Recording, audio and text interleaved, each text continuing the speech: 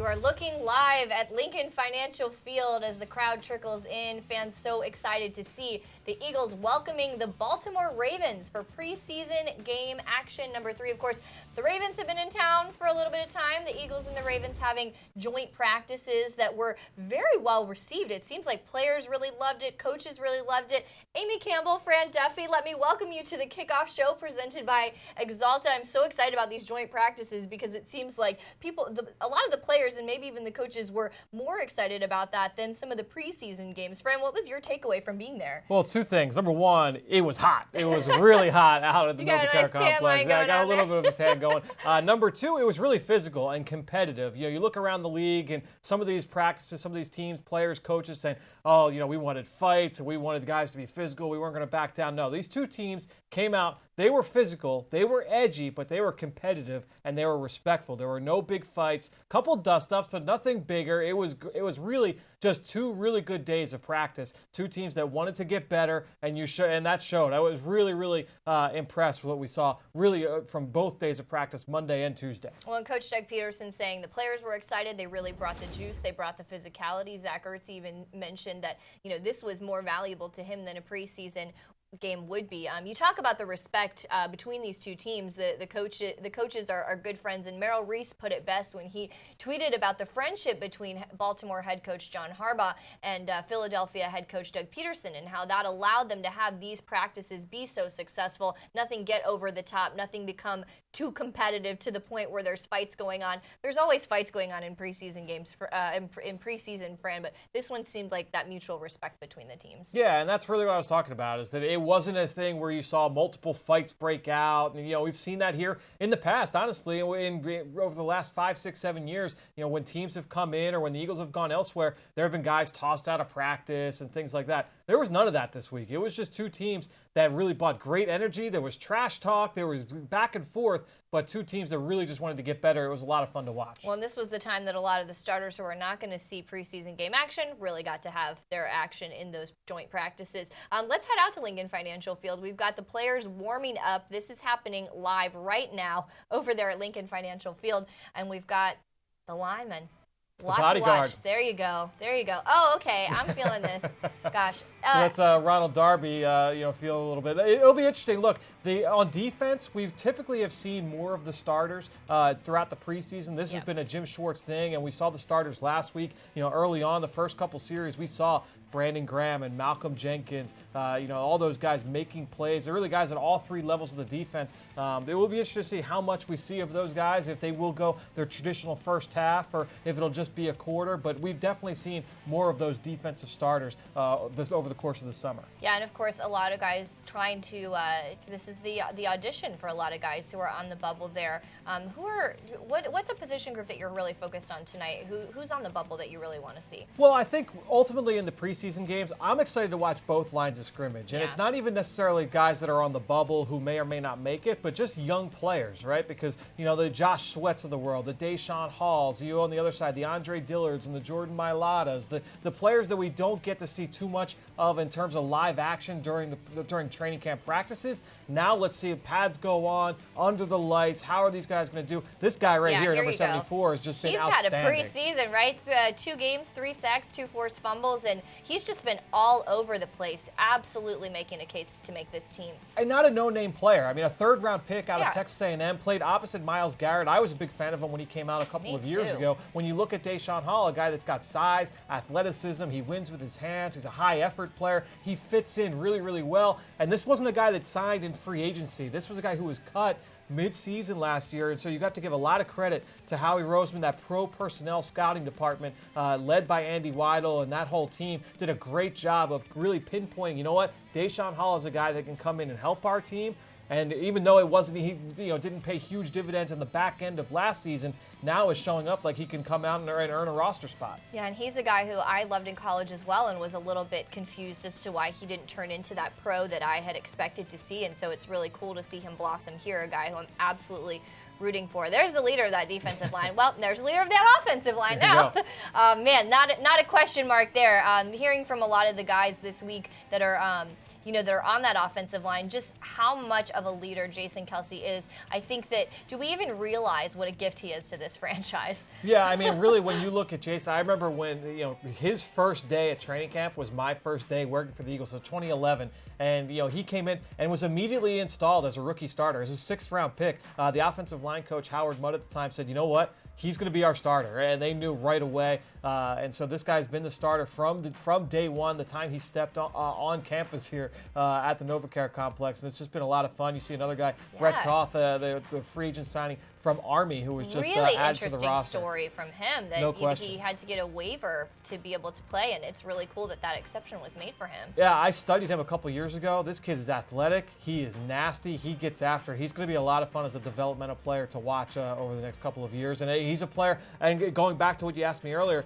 the young guys on the offensive line, the defensive line, those are the players that I'm most excited to watch in the preseason games. Add Brett Toth to the list for sure. Well, here we're looking at a guy I'm excited to see tonight, Josh McCown, who Coach Doug Peterson said will likely place him tonight, who's been in Philadelphia for, not too long. Not too long, but he's so impressive to me, Fran. I was just thinking about the career that Josh McCown has had, and not only is he's obviously brilliant to be able to learn, I believe, 11 or 12 different teams' offenses, but just that he's at this point is a guy who knows exactly how he learns, that he's able to learn so quickly to be able to play in a preseason game just a few days after showing up in town. The big thing that I could say, about Josh McCown, this isn't any secret, but after the Eagles made the signing, I had a couple people from 2 different teams reach out to me and say, he'll never meet more of a pro's pro than Josh McCown. And just it kind of speaks to his character. You talk about his work ethic and everything. I mean, he's been the quintessential backup quarterback for now over 10 different teams. It's just been a lot of fun just to kind of watch his career and his journey. You read about it and what he's meant to so many different teams. And now we'll try and make an impact here in Philadelphia. Even if he's not on the field, what he can do for young guys like Carson Wentz, like a Nate Sudfeld, like a Clayton Thorson is going to be really great to watch. And of course, Clayton Thorson, man, did he look like a different quarterback in the second preseason game than he did in the first one. It seemed like all those jitters just went away, totally confident. We hopefully will see a step forward from him tonight. Well, it's like the first time you and I ever stepped in front of the lights and were on camra. I don't think it was exactly like Fran, you and I imagined. I was born on stage. It's an adjustment. And so, the college game is one thing. He was a 4-year starter in Northwestern in the Big Ten. But when you go to the NFL, even in the preseason, it's a different speed. Guys are bigger, faster, stronger. They're not where you expect them to be. Even when it's a little bit more basic in the preseason, guys have to adjust. And I thought you saw from week 1 to week 2, and even over the course of practice, he's just looked more confident, more comfortable over the last few days of practice, even just since that last preseason game last week in Jacksonville. So it's been a lot of fun to watch, and so many people are quick to make such quick over-sweeping judgments on players after seeing one practice or seeing one tweet or one article, one headline. Let guys develop, and I think Clayton Thorson's a great example of that. That's the preseason. Here we have Malcolm Jenkins. No question about him in that defensive backfield, but there's this a safety competition probably going on for that 4th spot. I think I'm hearing Dave Spadaro talk about breaking down that position group, that Anderson Dejo probably feeling like that 3rd guy, and of course including Rodney McLeod. Who is competing for that 4th spot? Who do you like? Well, I think really you look at Jonathan Cyprien, who was added this summer, a veteran, a former 2nd-round pick of the Tennessee or the Jacksonville Jaguars, and you look obviously at young guys like Trey Sullivan, who is athletic and can play against the run and the pass, has played special teams. DeAndre Hall, who the team acquired after last summer to come in and compete in special teams, has a corner safety background. The team traded for Rudy Ford today, another guy who can compete at the safety spot. So a number of guys that are in that backfield that have that, and don't forget too, you've also got some young corners that have some of that safety background. So there are a lot of players that are kind of factoring into that, and we'll ultimately we'll figure it out over the next couple of weeks. Yes, we sure will. And Doug Peterson mentioning that the roster is starting to come together, but still 2 games left for guys to prove it. And you mentioned Rudy Ford. I know he's a guy you're quite familiar with. For Eagles fans who are wondering more about Rudy Ford, we're going to break him down a little bit later in the show. All of Fran's insight from watching a ton of film on this guy, so you're going to want to stick around for that. We are also we're going to come back in studio for a minute, and then we are going to send it out to our Eagles insider, Dave Spadaro. He has his storylines to watch for the season. Let's take it away, Dave. My big storyline for tonight's game is the running back position, where I think the Eagles are going to have the most difficult time when they cut down to 53 players. Corey Clement, now healthy, expected to play, excited to play. Is he good enough right now physically to make this football team? How about Boston Scott? 43 yards on 7 carries last week, a 20-yard gain, a touchdown. Is he good enough to make the 53-man roster? And then last year's leading rusher, Josh Adams. We haven't talked a whole lot about him, but he scored a touchdown last week, and he is very much in the mix. Now, will the Eagles keep 4 or 5 running backs? And where does Wendell Smallwood fit into the picture? At this point, it's fair to say that there are only 3 running back slots available. Actually, 3 running back slots already in concrete. And that would be, of course, Miles Sanders, Jordan Howard, and Darren Sproles. The other, 1 or 2 spots, very much up in the air. And I think tonight goes a long way toward determining who makes the roster at running back. Yeah, coaching staff going to have a good problem to have when it comes to that running back position and just narrowing that down. How many are they going to keep? Obviously, we know some guys who have solidified their role, but there's a long list of guys who can make a case for being on this team, and not all of them are going to, but it's hard to even say. That's the mystery. You tend to get a feel during the preseason of which guys are standing out, but all of these guys are standing out. Well, they all have resumes. You look at all of them, and all of them have showed up, whether it's been this summer or earlier in their careers here in Philadelphia or elsewhere. So it's going to be a hard decision for the Eagles to have to make. You can't keep all these guys. But you asked me earlier, Amy, what are the positions that I like to watch in preseason games? I mentioned the offensive line. I mentioned the defensive line. You throw running back in there as well, because that's really where you get the best evaluation. That's why we've seen Jordan Howard, we've seen Miles Sanders, where we haven't seen any of the other offensive starters for the Eagles on offense. I think that's why you're starting to see these running backs, is just kind of get them some live work. Not a lot of live tackling periods to the ground in training camp. So you want to try and get them get a couple hits under the belt before you get to the regular season. But all these guys, Dave went through the list. There's a lot of names on that depth chart, and I now have an opportunity to kind of show out over the next couple of weeks. Well, and Dave had Merrill on his podcast this week. Merrill said Miles Sanders reminds him of LaShawn McCoy, which should get Eagles fans pretty excited about that. Let's check in with Merrill and Mike Quick to see their players to watch. Take it away, guys. It's a warm night here at Lincoln Financial Field, and hopefully we can get through 4 quarters without the rain coming down. Mike, who is your player to watch? My guy to watch tonight is number 30, Corey Clement. Corey went out last year with an injury, hasn't been able to play the entire preseason, and looking at the numbers in the running backs room, I think he needs to have a big night tonight. I think he wants to have a big night tonight. I'm going to keep my eyes on Corey Clement. Usually, I will tell you an Eagle. But in this case, I understand that Lamar Jackson is starting for Baltimore, and I want to see the second-year man out of Louisville, who is a very exciting player. Has to be a more accurate passer than he was last year, but I'm anxious to see Lamar Jackson. Back to you, Amy.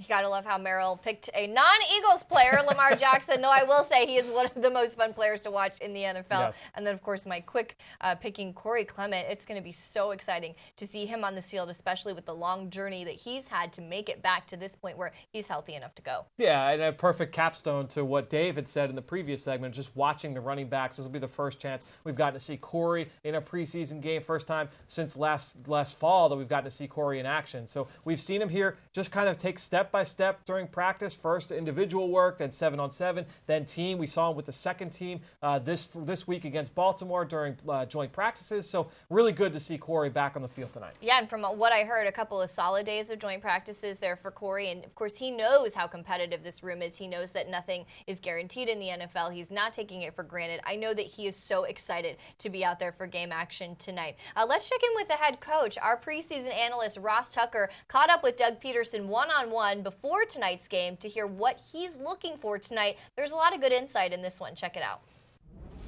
All right, thank you. Here with Coach Doug Peterson of the Eagles. Of course, Coach, big week number 3 of the preseason. You had joint practices with the Ravens.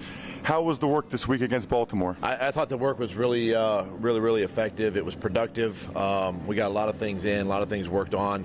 The weather was warm, but it kind of presents itself like a 1 o'clock football game in September or October. So it was really, really good, beneficial for both sides, and we'll look forward to tonight's game. So that being the case, how does that affect playing time for tonight?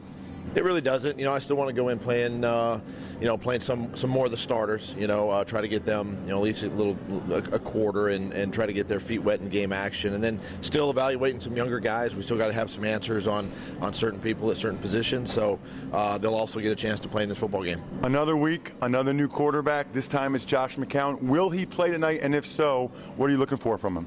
Yeah, Josh. I want Josh to play. I'd love. Hopefully we can get him a couple quarters in there, quarter and a half, something like that. But, obviously learning the offense can be difficult. But he's done a great job coming in, preparing himself, getting ready to play, and really just adding more talent, more depth to that room right now with a couple of injuries, of course with Nate and then, Cody last week in Jacksonville. But I'm looking forward to just him going in there, executing our offense, and just kind of having fun with it. Great. Thanks. Good luck, Coach. Thank you.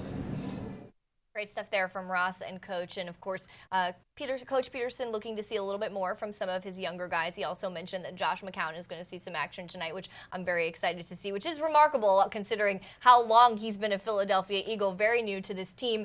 Another guy very new to this team, very, very new, like hours new, safety Rudy Ford from the Arizona Cardinals, traded really just a couple hours ago, a guy friend that you have studied and can tell us a lot about. What do Eagle fans need to know about him? Yeah, I think when you go back to 2016, and this was Doug Peterson and Howie Roseman, their first draft class together. The Eagles took Blake Countess out of Auburn in the 6th round. A year later, I watched Rudy Ford, who actually played that same role for Blake Countess. He was a free safety, a nickel, an outside corner, did a little bit of everything in that Auburn secondary, and I really liked him. I liked him a little bit more than some of these other guys that went a little bit higher. Justin Evans in the 2nd round to Tampa Bay, Obi Melifonwu in the 2nd round later in the draft. So I think ultimately when you look at Rudy Ford, this is a guy who's got athletic traits. He ran 4.41 at his pro day. Was at the combine but got hurt. He had a lot of things to really, really like. But ultimately, when you see him, he's got the versatility. Then also, Amy, I talked with somebody who was around that Arizona Cardinals team earlier this afternoon, and he's got the ability to impact special teams. He was an outstanding gunner for them in punt coverage. So not only do you offer youth and athleticism and versatility in the secondary, but also a special teams player as well. I love a good DB from an SEC school. We know that. Yeah, obviously. I'm not biased or anything. Fran, you mentioned his contributions to special teams. How key can that be for a guy when he's trying to make a team? Well, and not only that too, but also if you want to be active on game day. Yeah. So when you're looking at how these roster battles are going over the course of the next couple of weeks, it's not just, oh, is this guy going to make the 53-man roster? It's, are you going to be the 5th receiver or the 4th receiver? Are you going to be active on game day or not active on game day? Because if you can play special teams, that guarantees you a spot to be active on game day. And so all these guys are now competing, not just in games, but also in practice for roles on all those 4 core special teams groups. So punt return, kickoff, and kickoff return. Watch those drills. See who's partaking in those periods here tonight, and that'll help you see who's kind of getting the edge a little bit in some of those position battles. Well, and a guy who really made an impact on special teams last week in last week's game was Mac Hollins, who is coming off an injury. He hasn't seen the field in a while, and there's a big competition going on at wide receiver. His job is also not guaranteed, but his impact was majorly felt in the special teams. No question. I mean, you look, he did have 1 catch in the game, but ultimately when you look at Mac Hollins, he forced a penalty on his first punt play, and then later on was able to help force a fumble, a forced muffed punt. So I think ultimately when you look at Mac Hollins, he's got size and athleticism and length. He's a tough guy to match up with in special teams. So he offers versatility as a receiver, can play a number of different spots and do some things there. But special teams value also you can't forget about. Of course, great to see him back on the field as well. We are going to take a little bit of a break. We have to move off of our social media stream, but we'll be on the Eagles app and on PhiladelphiaEagles.com. And you'll want to stay with us because on the other side of this commercial break, we've got Zach Ertz mic'd up from joint practice against the Ravens. It's funny. It's really insightful, so you're not going to want to miss that. It's on the other side of this break, so we'll be right back.